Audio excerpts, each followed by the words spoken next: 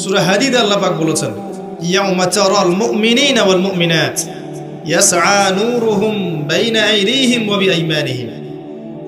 হে নবী, কিয়ামতের মাঠে আপনি দেখবেন মুমিন পুরুষ মুমিন নারীদের জন্য তাদের সামনে এবং ডান দিকে আল্লাহর পক্ষ থেকে আলো এবং নূর থাকবে। মুনাফিকরা বলবে যে আমাদেরকে নাকতাবিস মিন নূরিকুম, তোমাদের নূর থেকে কিছু আমাদেরকে দাও, আমরা তো পার হতে পারছি না ফুলসিরাত। ওদেরকে বলা হবে কিলা রুজিউ ওয়ারাকুম ফালতামিসু নূরা, ফিরে যাও পিছনে পিছনে ফিরে যেয়ে নূর তালাশ করে আসো।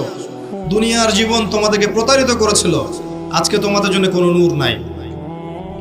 আল্লাহ যাকে নূর দিবে না ফামা লাহু মিন নূর, তার কোনো নূর থাকবে না। নূর নিয়ে এতগুলো কথা এই জন্য বলছি, আমি পরে আসছি টপিকে। এই যুগে যদি আপনি চলতে চান, ফিতনাগুলো চিনে আল্লাহর পথে চলতে চান, এগুলো থেকে দূরে থাকতে চান, আল্লাহর আনুগত্য করতে চান, রাসূলের আনুগত্য করতে চান, পরিস্থিতি বুঝে এগোতে চান, আপনার বাহ্যিক চোখ যথেষ্ট না, আপনার নূর দরকার কলবের মধ্যে। বাহ্যিক চোখ দিয়ে আপনি সব বুঝতে পারবেন না। বাহ্যিক চোখ দিয়ে আপনি দেখবেন বিশ্ব এগিয়ে যাচ্ছে, আর আল্লাহর নূর দিয়ে দেখলে আপনি বুঝতে পারবেন বিশ্ব এগিয়ে যাচ্ছে ঠিকই, তবে এটা তার ধ্বংসের দিকে এগিয়ে যাচ্ছে। দৃষ্টিভঙ্গির বিশাল পার্থক্য দেখবেন আপনি। তো এই যে সময়টা আল্লাহ দিয়েছেন, এই সময়টুকুতে যদি আমরা তাওহীদে থাকি, সুন্নতে থাকি, দিন পরিপূর্ণরূপে পালন করি, কবরের 3টা প্রশ্নের উত্তর দিতে পারবেন ইনশাআল্লাহ। এরপরে আপনাকে রাখা হবে ইল্লিনে, যেখানে আপনি জান্নাতের নিয়ামত ভোগ করবেন। আল্লাহর পরে যারা শহীদ, তাদের ব্যাপারে এসেছে তোমরা আল্লাহর পথের শহীদদেরকে নিহত বলো না, মৃত বলো না। তাদেরকে আল্লাহর পক্ষ থেকে রিজিক প্রদান করা হয়। জাফর ইবনে আবি তালিব রাদিয়াল্লাহু আনহু, যিনি মুতার যুদ্ধে শহীদ হয়েছিলেন, তার 2টা হাত কেটে গিয়েছিল। নবী সাল্লাল্লাহু আলাইহি ওয়াসাল্লাম কান্নাকাটি করেছিলেন তার ইন্তেকালের সংবাদ শুনে, কিন্তু একটু পরে মুচকি হেসেছেন। তাকে জিজ্ঞেস করা হলো, কি জন্য আপনি হাসলেন ইয়া রাসূলুল্লাহ? তিনি বললেন, আমি দেখলাম যে জাফর রাদিয়াল্লাহু আনহুকে আল্লাহ এই কাটা 2 হাতের বিনিময়ে জান্নাতে 2টা সবুজ পাখা দিয়েছে। এটা দিয়ে সে জান্নাতে ঘুরে বেড়াচ্ছে এবং ফল খাচ্ছে। তার মানে ইল্লিনে আপনি আপনার কর্মফল ভোগ করবেন, আপনার আত্মা ভালো ফল ভোগ করবে। আর যদি দুনিয়ার কর্মজীবনে খারাপ কাজ করে থাকে, শিরিক করেছে, বেদাত করেছে, হারাম খেয়েছে, সুদ খেয়েছে, ঘুষ খেয়েছে, জেনা করেছে, দুর্নীতি করেছে, জুলুম করেছে অন্যের উপরে, এমন কোনো পাপ নাই দুনিয়াতে করে নাই, এর আত্মা ইল্লিনে যাবে না, সিজ্জিনে যাবে। সিজ্জিন, ওয়ামা আদরাকা মা সিজ্জিন। আল্লাহ বলেছেন, তোমরা কি জানো সিজ্জিন কি? কিতাবুম মারকুম, আল্লাহর কাছে লিখিত কিতাব। এখানে আত্মাদেরকে শাস্তি দেওয়া হবে। এই যে বারজাখের জীবনের শাস্তি নবীজি দেখে এসেছেন মেরাজের রাতে।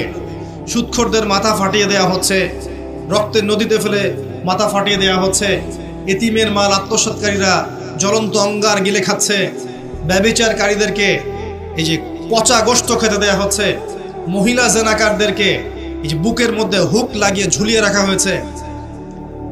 এই যে শাস্তিগুলো তিনি দেখে এসেছেন, এগুলো কিন্তু ওই বারজাখের শাস্তি।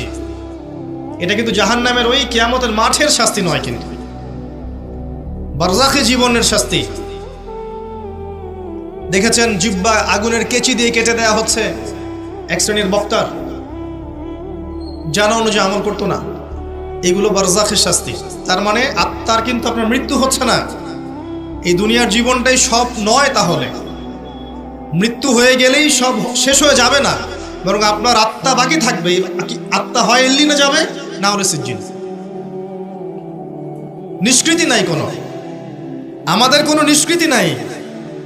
আবু বকর সিদ্দিক রাদিয়াল্লাহু আনহু এই জন্য বলতেন, ইয়া লাইতানি লাউ কুনতু শাজারা, হায় আমার দুর্ভাগ্য যদি আমি এই গাছটা হয়ে যেতাম, যার কোনো হিসেব নিকেশ নাই। দুনিয়াতে এসেছি, কাজ করব, ভালো হলে ভালো, খারাপ হলে খারাপ, আত্মার নিষ্কৃতি নাই, ওকে ছেড়ে দেওয়া হবে না। এরপর কিয়ামতের মাঠে দেহটাকে আবার জীবিত করে আবার আত্মা দেওয়া হবে। দিয়ে কয়টা প্রশ্ন ভাই?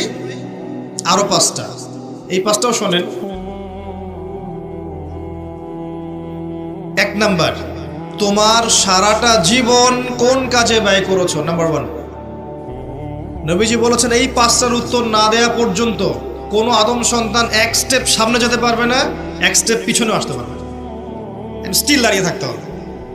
খালি পায়ে নগ্ন শরীরে, গায়ে কাপড় থাকবে না, খালি পা নগ্ন শরীর। রোদের উত্তাপ তো বুঝতে পারছেন, মানুষের ঘাম টাকনু, হাঁটু, বুক, গলা পর্যন্ত পৌঁছাবে। দাঁড়িয়ে আছে। 5টা প্রশ্ন, তোমার সারা জীবন কোন কাজে ব্যয় করেছো বলো, না হলে এক স্টেপ আগাতে পারবে না, বলো।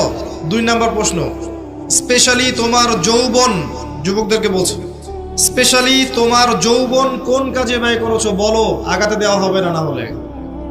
বার্ধক্যে অনেকেরই মৌতের ফিকির আসে, সারা জীবন সুদ খেয়ে শেষ বয়সে চিল্লা দিয়ে এসেছে, এমন লোক আছে। সারা জীবন ঘুষ খাইছে, দুর্নীতি করছে, মদ খাইছে, জেনা করছে, জুয়া খেলছে, শেষ বয়সে হজ করে আলহাজ হয়ে গেছে, এমন লোকের অভাব নাই। যৌবনকাল ভাইটাল টাইম, এই সময়টাতে সবাই হেদায়েতের পথে চলতে চায় না। রক্ত গরম থাকে, উচ্চাভিলাষ থাকে, পলিটিক্যাল পাওয়ার অ্যাচিভ করতে হবে, অথবা একটা ভালো নারী চাই, অথবা আমি বিভিন্ন মেয়েদের সাথে অ্যাফেয়ার করব আর ভোগ করব, অথবা পর্নোগ্রাফিতে আসক্ত হয়, অথবা মাদকাসক্ত হয়, খেলাধুলা করে সময় নষ্ট করছে, অথবা দেখবেন ব্যাংক ব্যালেন্স টাকা পয়সা পিছনে ছুটছে। মানে ওর যত ছোটাছুটি দেখবেন স্পেশালি যৌবনকালে, স্পেশালি যৌবনকালে।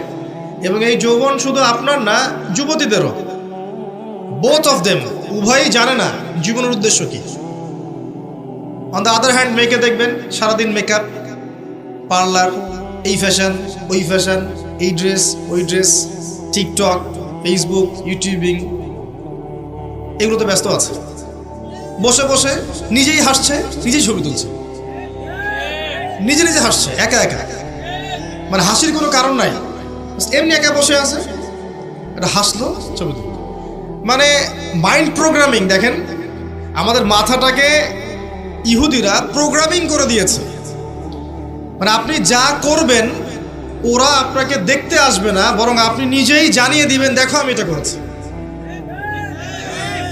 ওয়াইফকে নিয়ে ঘুরতে গেছে, ছবি দিবে ফেসবুকে, কয়দিন পর হয়তো বাথরুমে বসেও ছবি দিবে।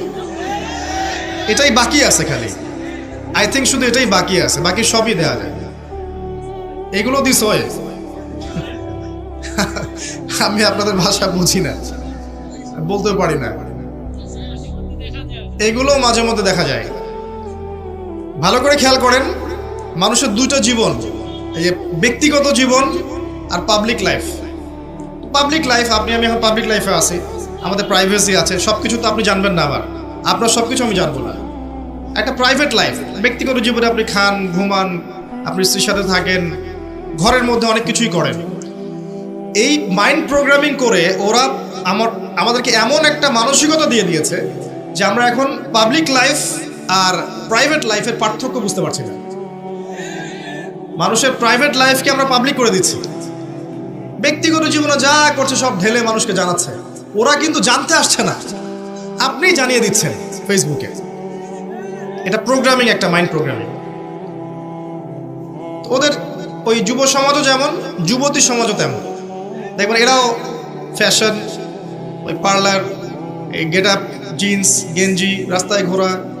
তারপরে যদি বুঝায় দেওয়া যায় যে তুমি তো সম অধিকার পাওয়ার যোগ্য, নারী পুরুষের সাথে কোনো পার্থক্য নাই, তুমি বাসায় বসে থাকবে কেন, তুমি বেগম রোকেয়ার উত্তরসূরি না, বাসা থেকে বের হও, ঘর থেকে বের হও, মৌলবাদী পর্দার দর্শন বাদ দাও, পুরুষের কাঁধে কাঁধ মিলিয়ে মাঠে নামো, জাতিকে এগিয়ে নাও। তাহলে তো আর কথাই নাই, ওকে আর ওরা হাতি দিতে পারবে না, ও তখন আকাশে উড়বে, মাটিতে হাঁটবে না, আকাশে হাঁটবে।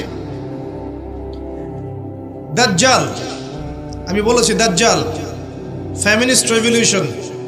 এই যে feminist revolution is created by মাসিহুদ দাজ্জাল। দাজ্জালের যারা ফলোয়ার্স আছে এরা এই ফেমিনিস্ট রেভলিউশন ক্রিয়েট করেছে।